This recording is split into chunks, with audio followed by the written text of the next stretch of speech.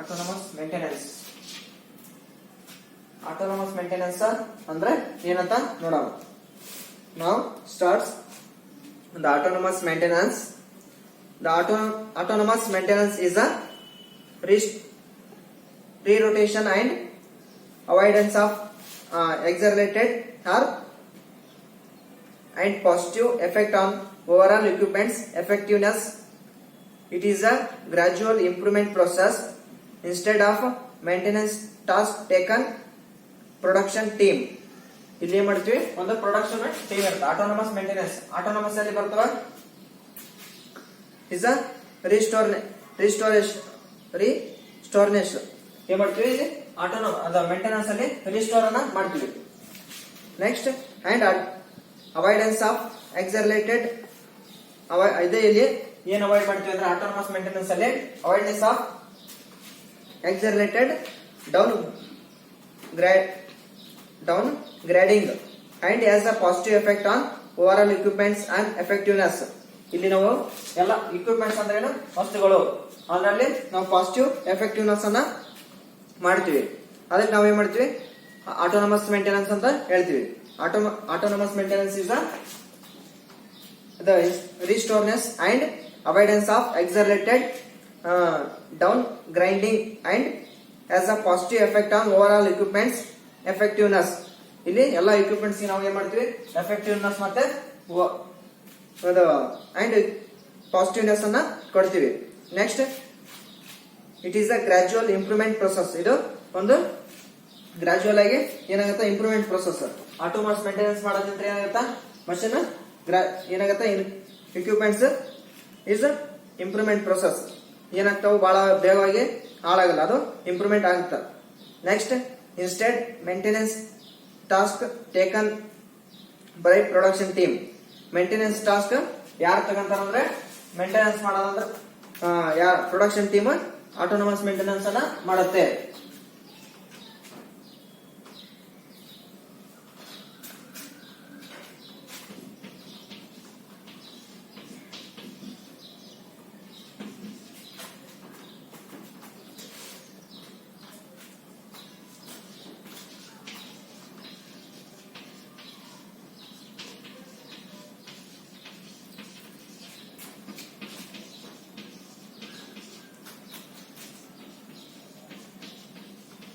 Maintenance task taken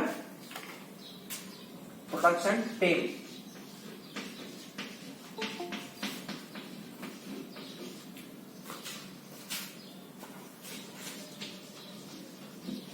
ಈಗ ನಾವು autonomous maintenance ಅನ್ನ ಯಾರು ತಗೊಂತಾರಂದ್ರೆ ಪ್ರೊಡಕ್ಷನ್ ಟೀಮ್ ಅಂತ ಇರುತ್ತೆ.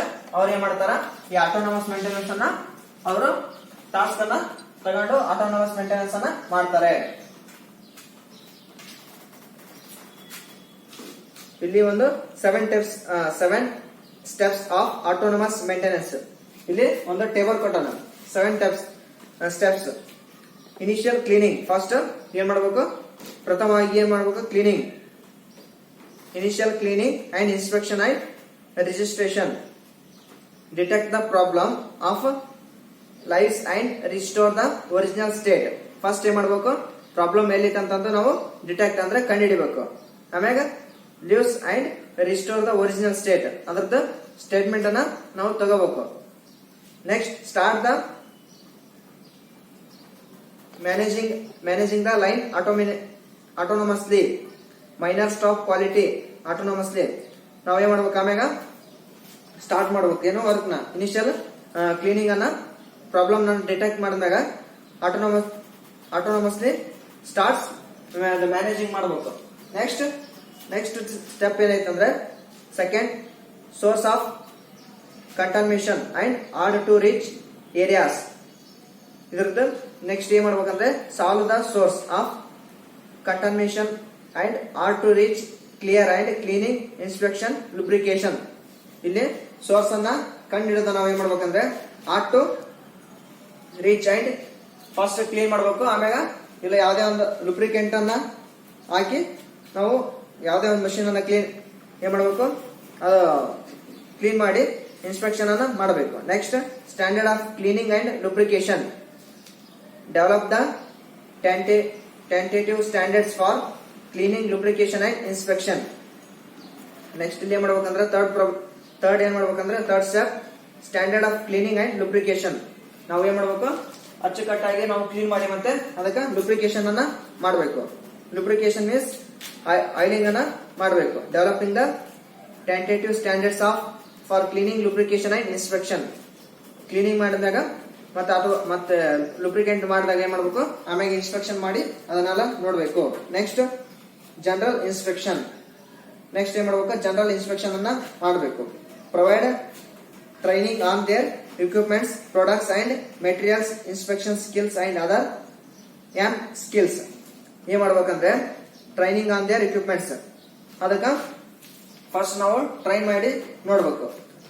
Next products and materials inspection. Product ಅದ್ರದ್ದು ಫಸ್ಟ್ ಏನ್ ಮಾಡ್ಬೇಕು, ಟ್ರೈನಿಂಗ್ ಮಾಡಿ ಟ್ರಯಲ್ ನೋಡ್ಬೇಕು.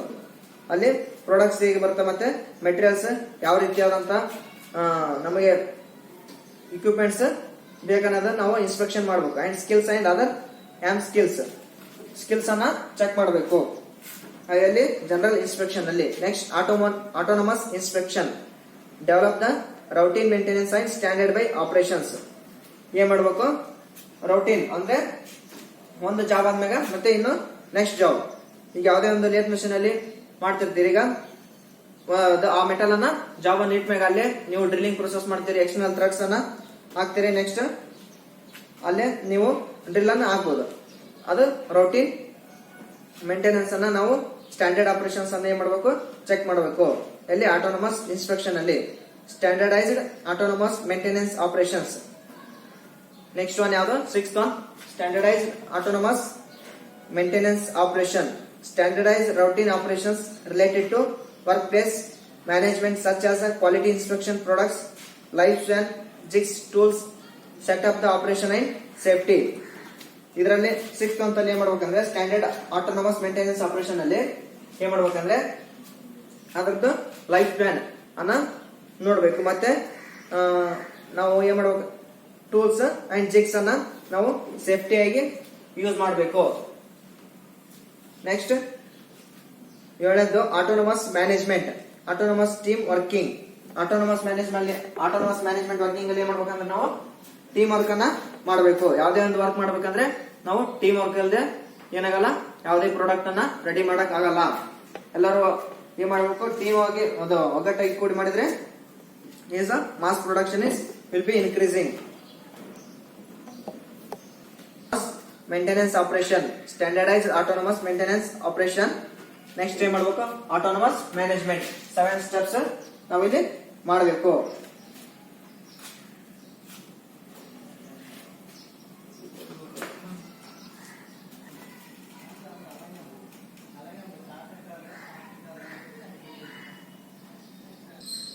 Routine maintenance ಅಲ್ಲಿ next the following activities are carried out for getting trouble free output from productive equipments. Following activities ಇದ್ರಾಗ ಎಷ್ಟು ಟೈಪ್ಸ್ ಆಫ್ ಆಕ್ಟಿವಿಟೀಸ್ ಬರ್ತವೆ ಅಂದ್ರೆ 4 types of activities are carried out.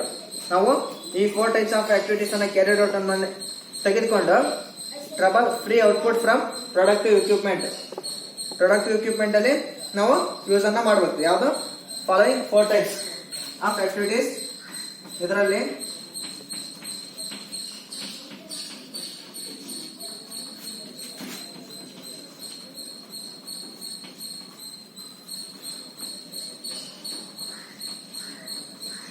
following 4 types of activities.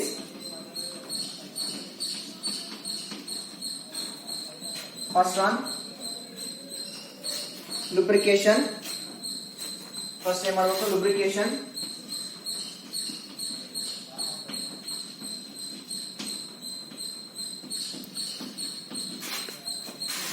First lubrication and next periodic inspection through checklist.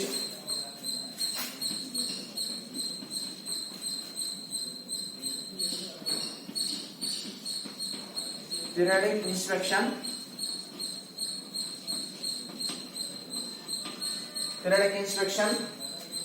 through a checklist.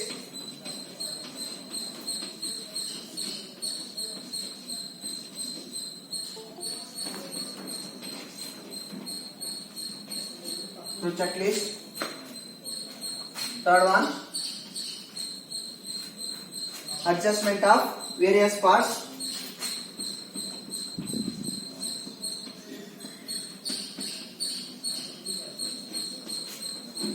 Adjustment of various parts.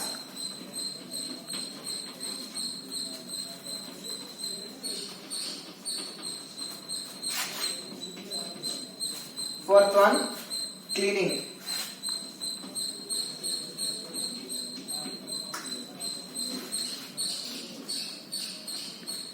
CLEANING. ಕಾಣುತ್ತಲ್ವಾ? ಇದರಲ್ಲಿ routine maintenance ಅಲ್ಲಿ ಮಾಡಬೇಕು. Following 4 types of carried out and trouble free output from productive equipments.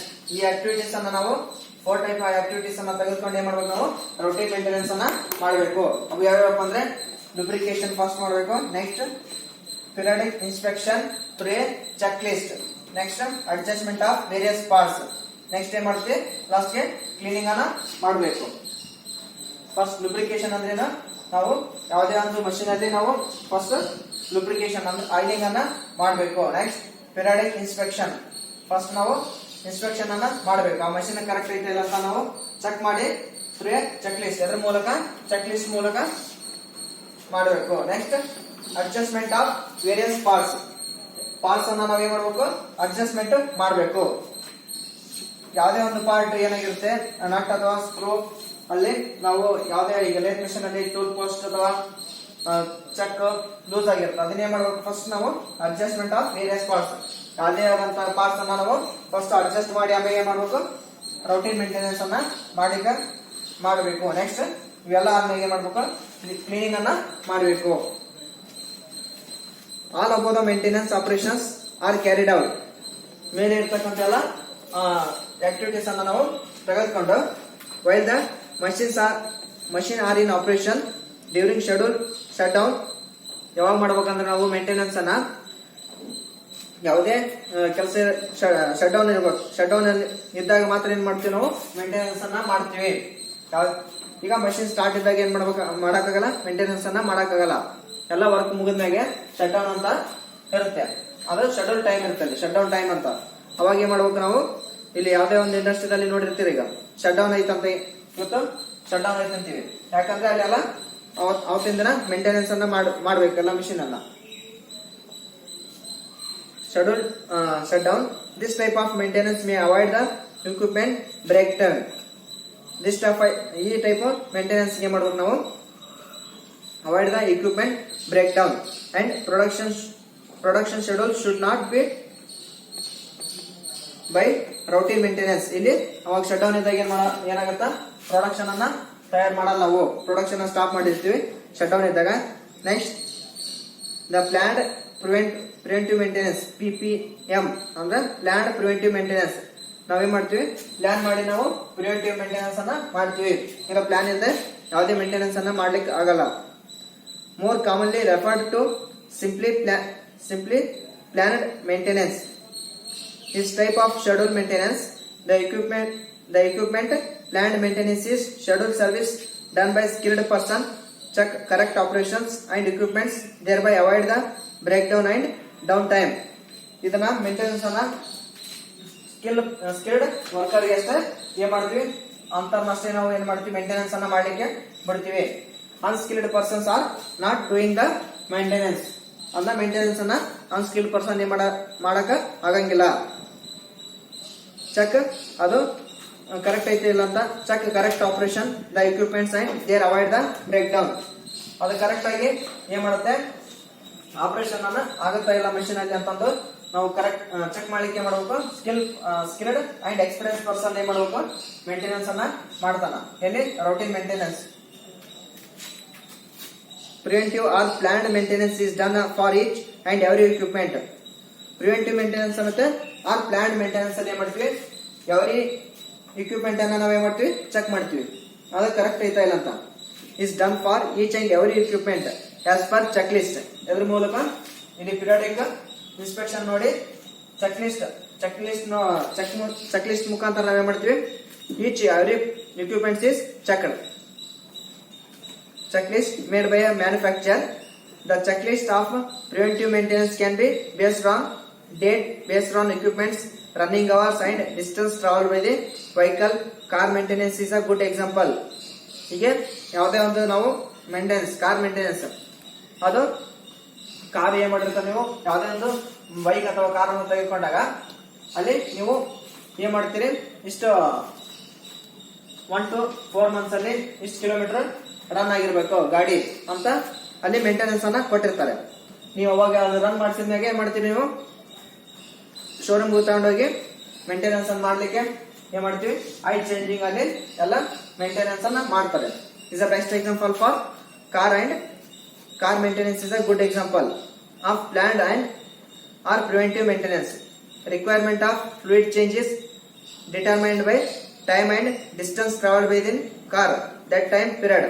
ಇಲ್ಲಿ ಏನ್ ಮಾಡ್ತೀವಿ, required fluid change, oil change ಮಾಡ್ತೀವಿ ನಾವು ಗಾಡಿಗೆ ಎಷ್ಟು ಕಿಲೋಮೀಟರ್, ಇಷ್ಟನೇ ಕಿಲೋಮೀಟರ್ ಆದ್ಮೇಲೆ ನಾವು ಆಯಿಲ್ ಚೇಂಜ್ ಮಾಡ್ಸಬೇಕಂತ ಅವರು ಟೈಮಿಂಗ್ ಅನ್ನ ಕೊಟ್ಟಿರ್ತಾರೆ. ಆ ಟೈಮಿಂಗ್ ಶೆಡ್ಯೂಲ್ ಅನ್ನ ನೋಡಿ ನಾವು ಏನ್ ಮಾಡ್ತೀವಿ, ಕಾರನ್ನ ಮೇಂಟೆನೆನ್ಸ್ ಗೆ ಬಿಡ್ತೀವಿ. ಅವಾಗ ಅಲ್ಲಿ ಆಯಿಲ್ ಚೇಂಜ್ ಮಾಡಿ ಅದು ಎಷ್ಟು ಕಿಲೋಮೀಟರ್ ಓಡಿದೆ ಅಂತ ನೋಡಿ distance travel by the car that time period, ಆ ಟೈಮ್ ಪೀರಿಯಡ್ ಗೆ ಕರೆಕ್ಟ್ ಆಗಿ ಓಡಿದೆ ಏನಂತ ನೋಡಿ ಅವಾಗ ಏನ್ ಮಾಡ್ತೀವಿ, ನಾವು ಕಾರನ್ನ ಮೇಂಟೆನೆನ್ಸ್ ಅನ್ನ ಮಾಡ್ತೀವಿ. ನೀವೇನಾರ ಮೇಂಟೆನೆನ್ಸ್ ಅನ್ನ ಮಾಡಿಲ್ಲ ಅಂದ್ರೆ ಏನಾಗುತ್ತೆ, ಎಂಜಿನ್ ಹಾಳಾಗೋಗುತ್ತೆ. ಅದಕ್ಕೆ ಅವರು ಶೆಡ್ಯೂಲ್ ಅನ್ನ ಕರೆಕ್ಟ್ ಆಗಿ ನೋಡ್ಕೊಂಡು ಏನ್ ಮಾಡ್ತೀವಿ, ನಾವು preventive maintenance or planned maintenance ಅನ್ನ ಮಾಡ್ತೀವಿ. The oil pressure, good example of condition based maintenance in oil pressure warning light which indicates stoppage of engine lubrication. Good example ಯಾವ್ದಪ್ಪ ಅಂದ್ರೆ condition based on maintenance oil pressure warning light.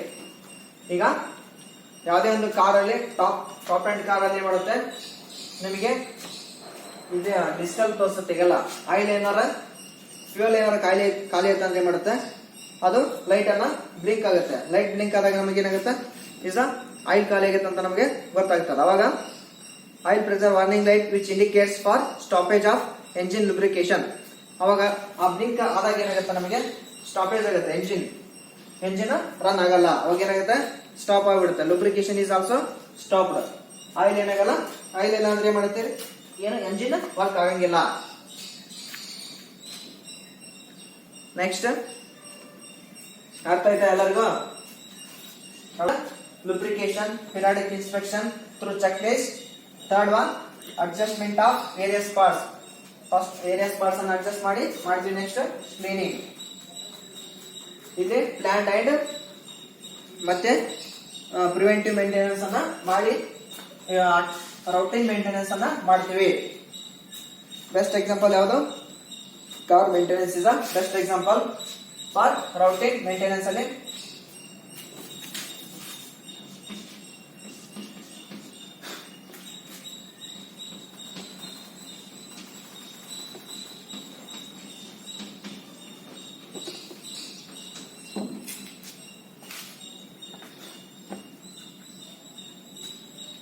ಅರ್ಥ ಆಯ್ತು ಎಲ್ಲರಿಗೂ?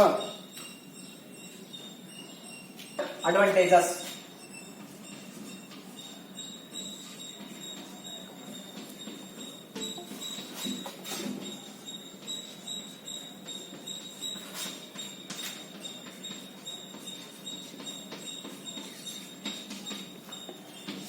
Advantages, ಇದರದ advantages.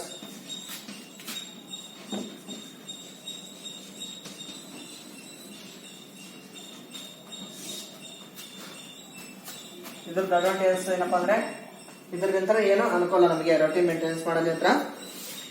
Easier planning of maintenance and ordering spears.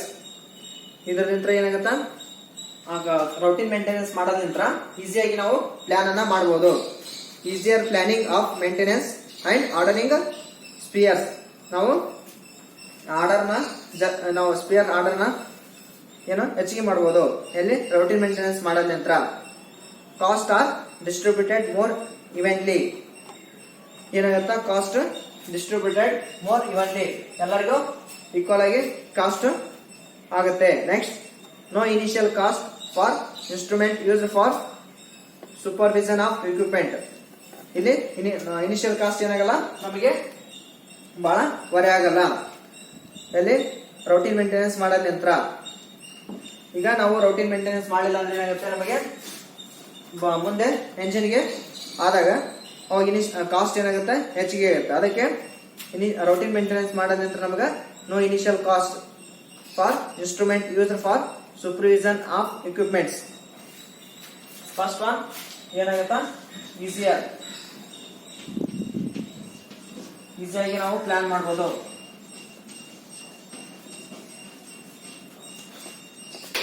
Easier planning of maintenance.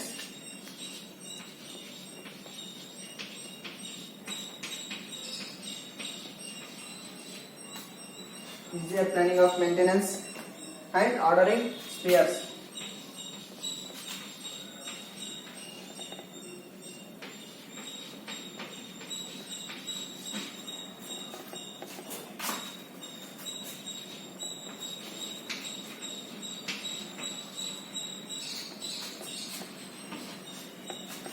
Next one, costs are distributed more evenly.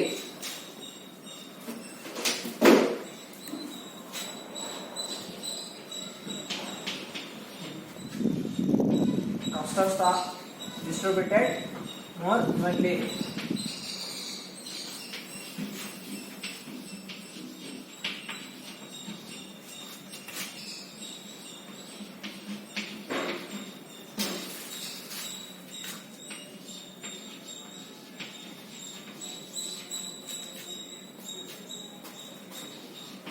Third one ಏನಂದ್ರೆ no initial cost for instrument.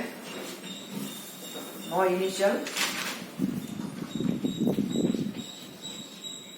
initial cost for instrument.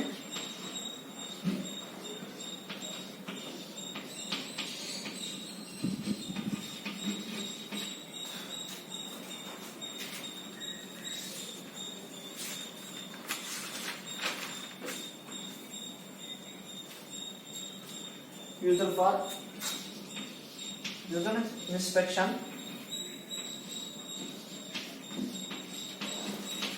User inspection.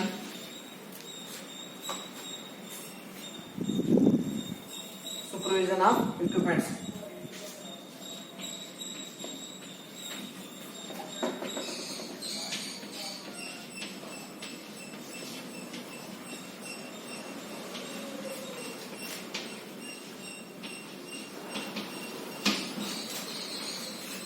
Three types of advantages. ಇಲ್ಲಿ ನಮಗೆ ಏನಾಗುತ್ತೆ, ಎಷ್ಟು ಅನ್ಕೊಳ್ಳೋದು, arrange the planning of maintenance and ordering spares. ನಮಗೆ ಈಸಿಯಾಗಿ plan ಮಾಡಬಹುದು. Next, costs are distributed more ಇವನ್ಲಿ.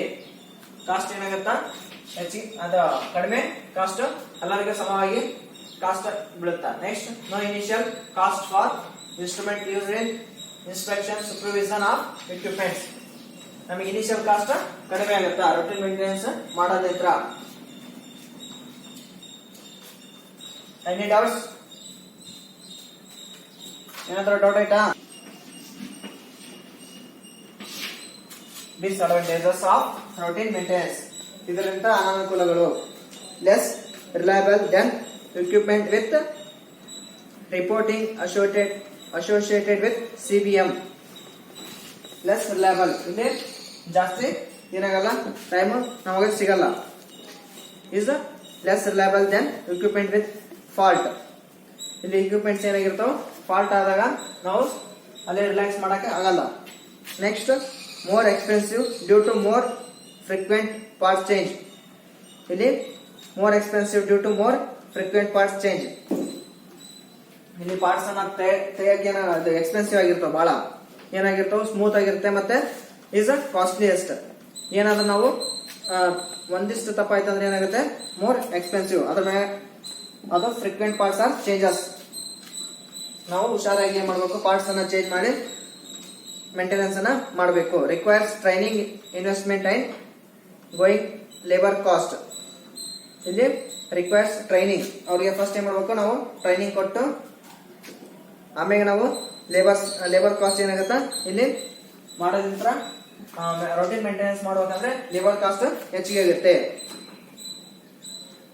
Requires next parts that have scheduled maintenance at fixed intervals, usually due to wear out or fixed shelf life, or sometimes now as a time change interval or TCI items. ಇದೇ ಮಾಡಬೇಕು ನಾವು schedule ಯಾವಾಗಿರುತ್ತೆ ಅವಾಗಷ್ಟೇ ನಾವು routine maintenance ಅನ್ನ ಮಾಡಬೇಕು.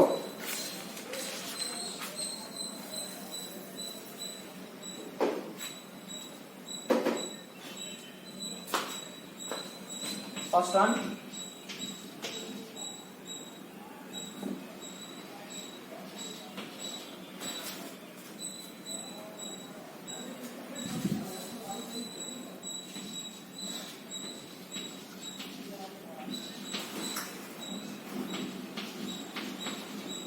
reliable, and then the equipment with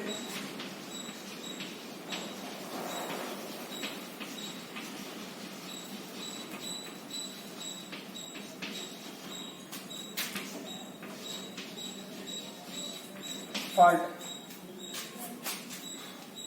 Next one, more expensive due to frequent parts change.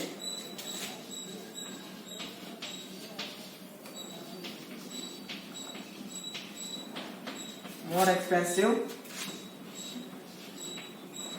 due to frequent parts change.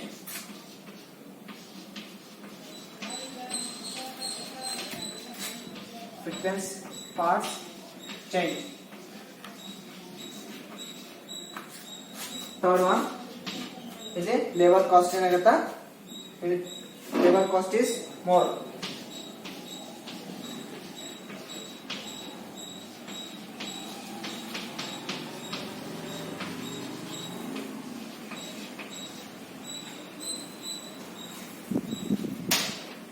ಅರ್ಥ ಆಯ್ತಾ?